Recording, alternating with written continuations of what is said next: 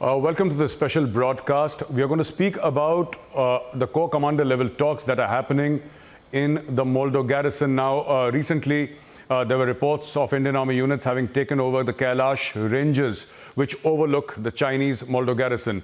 And this was portrayed as a big strategic win for the Indians. Of course, the Kailash ranges are well within India, but to overlook the Moldo garrisons and then cause pressure on the Chinese was what the Indians were looking at in this Moldo garrison, which is on the Chinese side of the line of actual control. The meeting is underway right now, the 10th round of Corps Commander talks.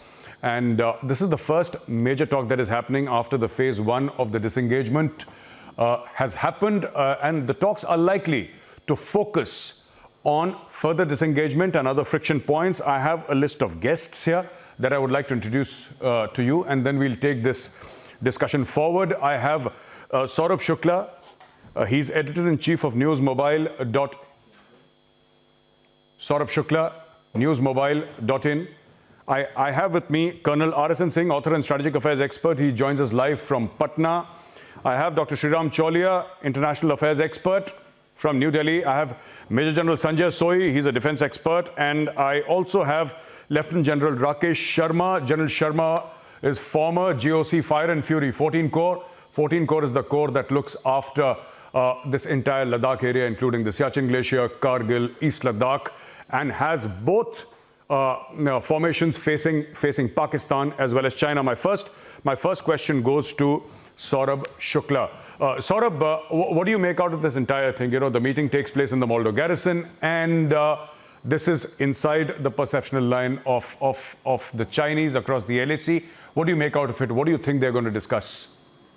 You know, Gaurav, let me just put it in perspective for our viewers right now. The fact that this meeting is happening is reflecting one of the key important points that we have done. That on one hand, we have put pressure through military means, the other is the diplomatic means. That's the reason why you see that the disengagement has happened, because the Chinese have realized that India is going to be unrelenting when it comes to, their own red lines.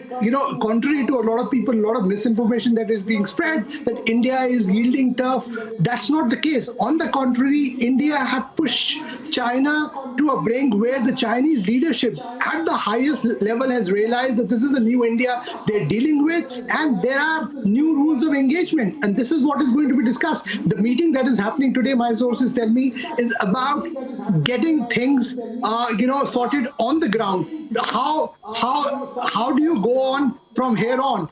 Because obviously the military commanders discuss those contours, but a lot of backrooming has gone through the diplomatic channels as well. The NSA, Ajit Doval has been involved, External Affairs Minister S. Jaishankar, Foreign Secretary Harsh Shringla, our ambassador to China, Vikram Misri. All this has gone on. The army chief was there, monitoring it closely. So I would say this is something, a great example of strategic unity, great example of India's strategic and military and diplomatic might that has been at display. That's the reason why you have seen this kind of a disengagement which has happened, because the Chinese have realized, because people don't realize it sometimes. A lot of people think that, India is yielding territory. No, that's not the case. India, on the contrary, has put in so much pressure on China through all the means that the Chinese have been forced to look at their options again and again. And this meeting is about Saurabh, making sure how do you make an impact. Your point is well taken. Yeah, absolutely, Saurabh. I'll go to quickly to General Rakesh Sharma. Jain, sir. And I'm going to ask you, sir, because you've been Corps Commander, Fire and Fury Corps, sir. You've been in charge of this entire area of Ladakh, right from Siachen to Kargil to East Ladakh, etc. Terrain which is often called surreal, terrain and altitudes which are often called terrifying. How much do you think the terrain had a role to play in this Chinese disengagement? The sub-zero temperatures, winds that can go on for weeks together, sir, winds that reach over 100 kilometers per hour, altitudes where you cannot breathe, a cold desert, and perhaps, if I'm not putting too much of weight into it, perhaps the most difficult fighting terrain on earth. I'm talking about the general area 14 Corps, sir. Do you think that had a big major role to play in the Chinese disengagement? Well, Gaurav, just to clarify, there are two Lieutenant General Rakesh Sharmas. One is the one who commanded Fire and Fury Corps. I was the Director General Operation Logistics when all this thing happened. So just a little correction.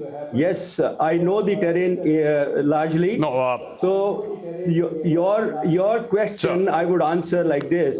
Look, China, as known, it respects strength, and it has acted in a manner because of the strong resolve shown by India.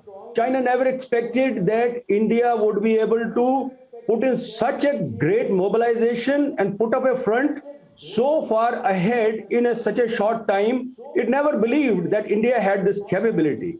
One. Second, which you asked me particularly, was the terrain per se. Terrain had a huge impact on China. Chinese army is, I would say, chocolate cream soldier army. They have not been here. They are only border defense units which have been here. The troops which came in here subsequently, they have come from the mainland China, and they are not totally acclimatized troops. The sub-zero temperatures, the cold, the other things which had a telling effect, it was shown on the TV also, on many of the videos, that the Chinese troops could not take this kind of a harsh weather. So that was another thing which was playing up, because they acted, but thereafter they stalled.